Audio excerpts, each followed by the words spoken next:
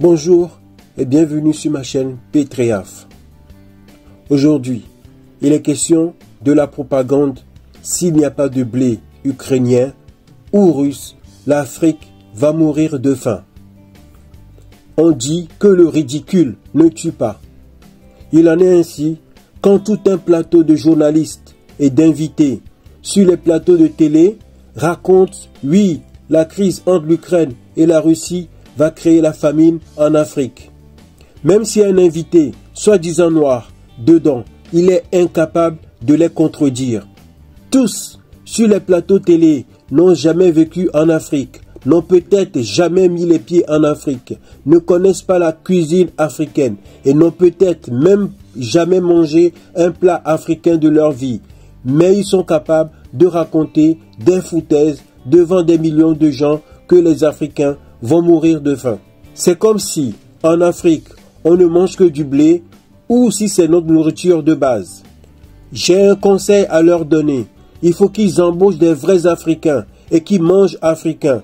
Que le blé n'est pas la nourriture de base des Africains. Le foufou, la tchéké, le miondo, le bobolor, le tchèb, le mafé et j'en passe.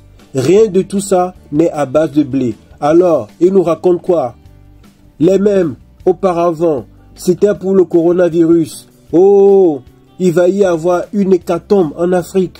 Pendant cette période, j'étais parti en Afrique, les gens buvaient dans le même verre, mangeaient encore ensemble dans la même assiette et utilisaient le même masque pendant plusieurs semaines.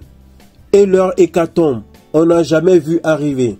Les gouvernements recevaient de l'argent gratuitement pour injecter des pic-pics, parfois périmés à leur population.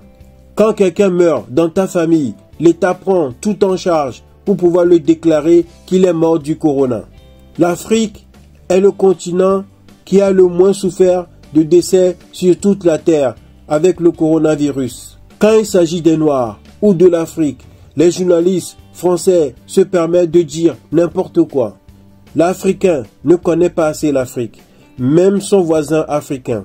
Pour ouvrir les yeux de chacun, j'ai besoin de correspondants dans chaque pays d'Afrique pour comparer la situation globale de chaque pays, surtout le coût de la vie.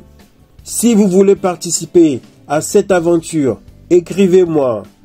Je vous en remercie d'avance pour votre participation pour éclairer vos frères et sœurs. Je vous remercie pour votre attention. Likez, partagez, abonnez-vous pour ne louper aucune de mes vidéos. Merci et à bientôt.